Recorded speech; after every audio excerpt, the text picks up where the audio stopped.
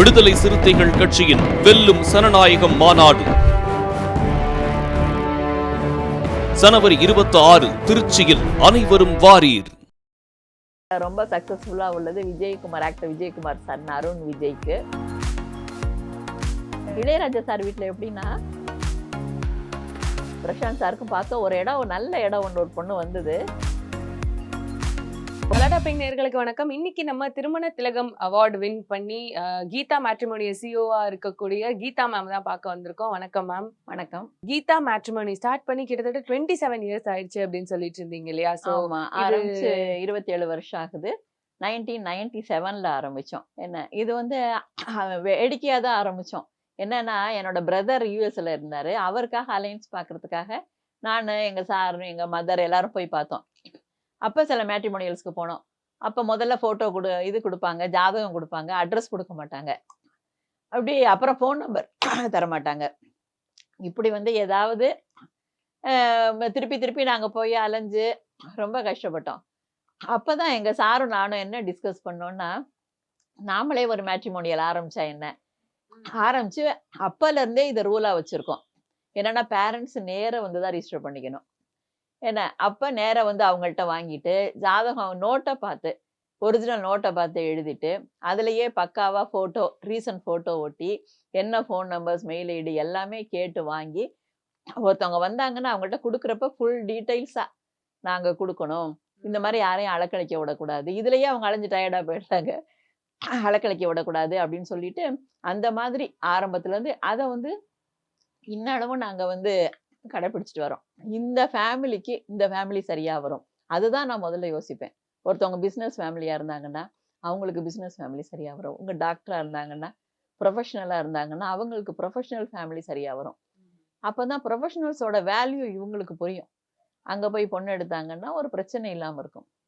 என்ன இந்த மாதிரி அதெல்லாம் பேஸ் பண்ணி தான், அதை தான் நான் முதல்ல பார்ப்பேன். அப்புறம் தான் நட்சத்திரம் இதெல்லாம் பார்த்து சரியா இருக்கான்னு பார்த்து கொடுப்பேன். ஆனா நீங்க ஸ்டார்ட் பண்ண டைம்ல வந்து நிறைய பேர் இந்த மாதிரி மேட்ரிமோனியில போய் கல்யாணம் மாப்பிள்ளை பொண்ணு தேடினாங்க.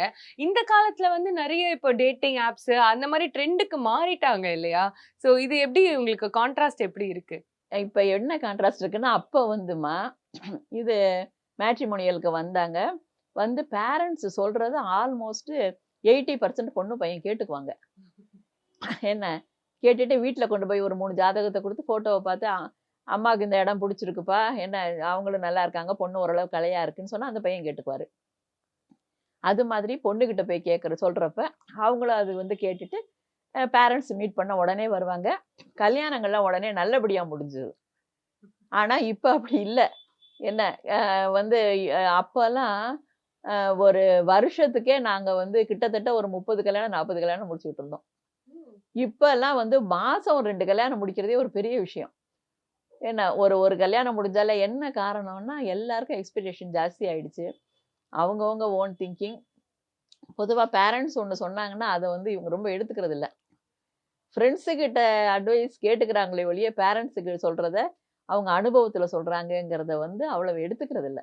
ஆனா இப்போ இது போய் மீட் பண்றதுக்கு முன்னாடியும் இந்த எக்ஸ்பெக்டேஷன் ஒண்ணு ஃபிக்ஸ் பண்றாங்க இல்லையா மேம்?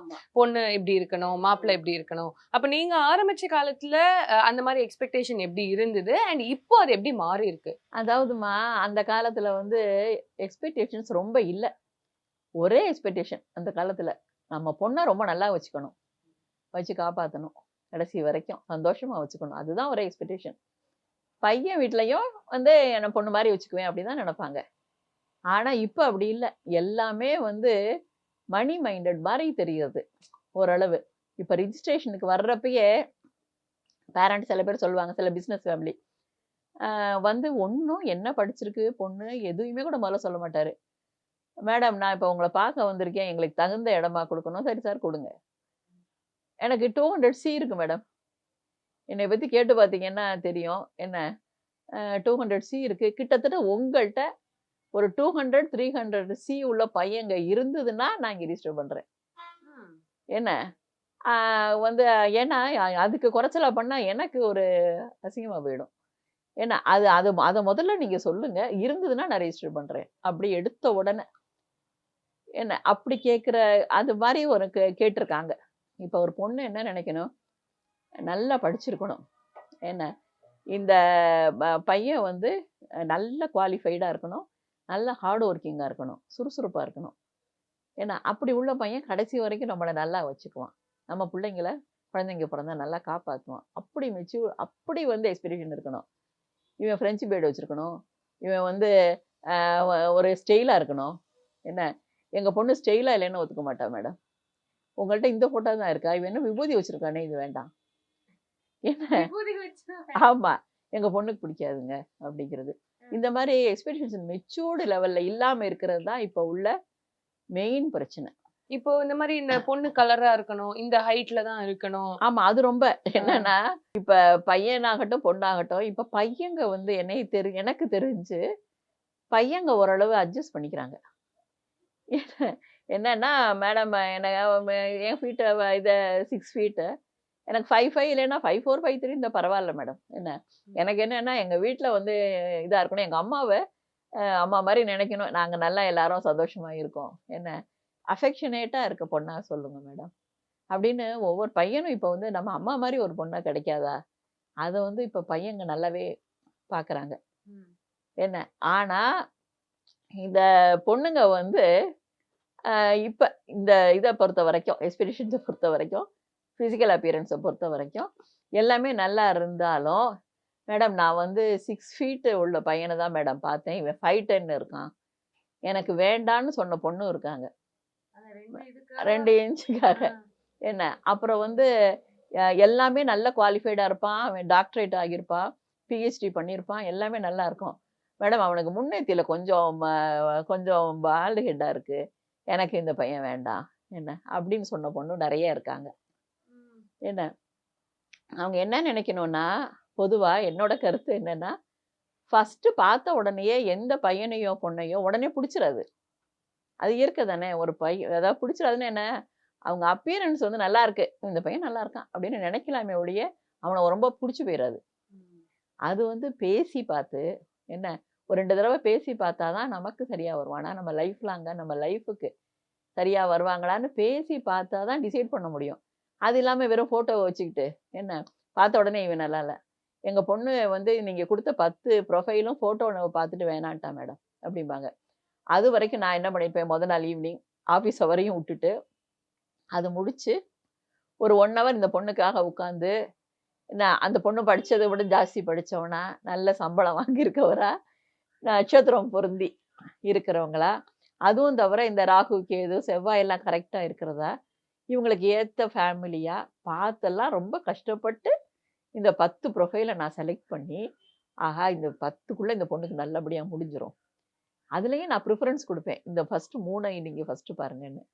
இதெல்லாம் கொடுத்து அனுப்பிச்சா அடுத்த நாள் காலையில் அவங்க அம்மா ஃபோன் பண்ணுவாங்க, மேடம் இந்த 10 ஃபோட்டோவை பார்த்து எங்கள் பொண்ணு வேணான்ட்டா, அடுத்து வேறு எதாவது அனுப்புறீங்களா அப்படின்னு. நான் என்ன சொல்கிறது, என்ன இதுக்காக நான் கவலைப்பட்டுக்கிட்டு இருந்தேன்னா அடுத்தவங்களுக்கு பார்க்க முடியாது. இதனால அந்த பொண்ணுக்கு அப்படியே டிலே ஆகிக்கிட்டு, சில பொண்ணுங்களுக்கெல்லாங்க கிட்டத்தட்ட பார்த்தீங்கன்னா 10 இயர்ஸாக இன்னும் நான் பார்த்துக்கிட்டு இருக்கேன். என்ன வயசாயிருக்கும் மேம்? அவங்களும் வெயிட் பண்ண ரெடியா இருக்காங்களா? வெயிட் பண்ண ரெடியாக இருக்காங்க. அதுவும் இப்போ வந்துமா உண்மையில சொல்ல போனால் சீக்கிரம் கல்யாணம் பண்ணி கமிட் ஆகி குடும்பம் நடத்தணுங்கன்னே நினைக்கல பொண்ணுங்கள்லாம். உண்மையில் என்னன்னா சரி பார்ப்போம், இன்னும் கொஞ்சம் பார்ப்போம், இதை விட பெட்டராக கிடைக்கும் அப்படின்னு சொல்லி கொஞ்சம் கன்சல்ட் பண்ணி டிஸ்கஸ் பண்ணி இதுக்குள்ளே வந்து ஏஜ் ஆகிடுது. என்னோட சின்சியர் அட்வைஸ் என்னன்னா, நம்ம செலக்ட் பண்ணுற ஸ்டேஜ் இருக்கும். நம்ம வந்து சரி இந்த 10ல் வந்து நம்ம செலக்ட் பண்ணலான்னு, சில பையங்க வீட்டில் வந்து ஒரு 5-6 பையங்க வந்து இந்த பொண்ணை இது எங்களுக்கு ஓகேன்னு சொல்லியிருப்பாங்க.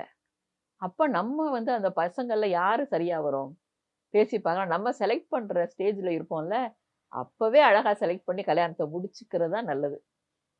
அதை விட்டுட்டு கடைசியில் பார்க்க போனால் ஒரு 10 வருஷம் கழிச்சு உள்ள பொண்ணுங்களோட இதை சொல்கிறேன், மேடம் எங்களுக்கு யாராவது செலக்ட் பண்ணாங்களா, அவங்களே அப்புறம் அவங்க அம்மா அப்பாலாம் அழுத்து போய் விட்டுருப்பாங்க, அவங்க எனக்கு ஃபோன் கூட பண்ணுறதில்ல, அந்த பொண்ணு ஃபோன் பண்ணும், மேடம் என்னை யாராவது செலக்ட் பண்ணியிருந்தாங்கன்னா சொல்லுங்கள் மேடம், அவங்க செலக்ட் பண்ண மாட்டாங்களா நம்மளை அப்படிங்கிற ஒரு ஏங்குற ஒரு ஸ்டேஜ் வருது. அது வயசாக அந்த ஸ்டேஜ் வரைக்கும் இழுத்துட்டு போயிடக்கூடாது. கண்டிஷன்ஸ்ல ரொம்ப எக்ஸ்ட்ரீம் கண்டிஷன்ஸ் போட்ட யாராவது பார்த்துருக்கீங்களா? ஆ அது இருக்காங்கம்மா சில கண்டிஷன்ஸ். என்னன்னா, இப்ப புதுசா ஒரு கண்டிஷன் என்னன்னா, பையன் எங்களோட வந்திருப்பாரா, ஓ வீட்டோட மாப்பிள்ளை. வீட்டோட மாப்பிள்ளையா. ஏன்னா, எங்க பொண்ண நாங்க ரொம்ப செல்லமா வளர்த்துட்டோம். எங்க பொண்ண வந்து நான் கஷ்டப்பட்டு படிக்க வச்சிருக்கோம். இப்போ 1,50,000 2,00,000 ஏர்ன் பண்றா. ஒரே பொண்ணு. எங்கள அவ கடைசி வரைக்கும் பார்த்துக்கணும். அதனால எங்களோட தான் இருப்பேங்கிறா. ம். அவ கல்யாணத்துக்கு ஒத்துக்கிட்டதே பெரிய விஷயம் மேடம். இது என்கிட்ட சொல்லுவாங்க. என்ன, அதனால யாராவது ஒரு பையன் வந்து வீட்டோட மாப்பிள்ளையா வராருன்னா, அவங்க வந்து ஃபைனான்ஷியலி எங்கள விட கொஞ்சம் கம்மியா இருந்தா கூட பரவால்ல. வர்றாங்கன்னா, நாங்க அவருக்கு தனியா வீடு ரூம் குடுத்து, ம். அவர ராஜா மாரி கவனிச்சுக்குவோம். எங்களோட இருந்தாருன்னா. எங்க புள்ள மேடம் அவன். வரப்போற பையன். என்ன, அதுக்கு யாராவது ஒரு பையன் ஒத்துக்குறானான்னு கேளுங்க. அப்படின்னு இப்ப கிட்டத்தட்ட ஒரு 4 பேரண்ட்ஸ் சொல்லியிருக்காங்க. அதுல வந்து ஒருத்தவங்க தாராளமா பையன கூட்டிட்டு போய் வச்சுக்கட்டுங்க அப்படின்னு சொன்னவங்களும் இருக்காங்க. அதுல. பசங்க ரெடியா இருக்காங்க இல்லையா பசங்க இப்போ? ரெடியா இருக்காங்க, பேரண்ட்ஸ் ரெடியா இருக்காங்க. பொண்ணு வந்து அந்த பையனுகிட்ட, உங்க பேரண்ட்ஸ் கிட்ட கூட சொல்ல வேண்டாம். நான் வந்து சண்டே ஆனா, நான் ஃப்ரெண்ட்ஸோட வெளியில போவேன். பப்புக்கெல்லாம் போவேன். என்ன, ஆனா நான் ரிலாக்ஸ் பண்ணிக்கிறதுக்காக போக வேண்டியிருக்கு. ஏன்னா நான் சாஃப்ட்வேர்ல இவ்வளவு 24 லேக்ஸ் பெர் ஆனம் சம்பாதிக்கிறப்ப எனக்கு ரிலாக்சேஷன் வேணும்.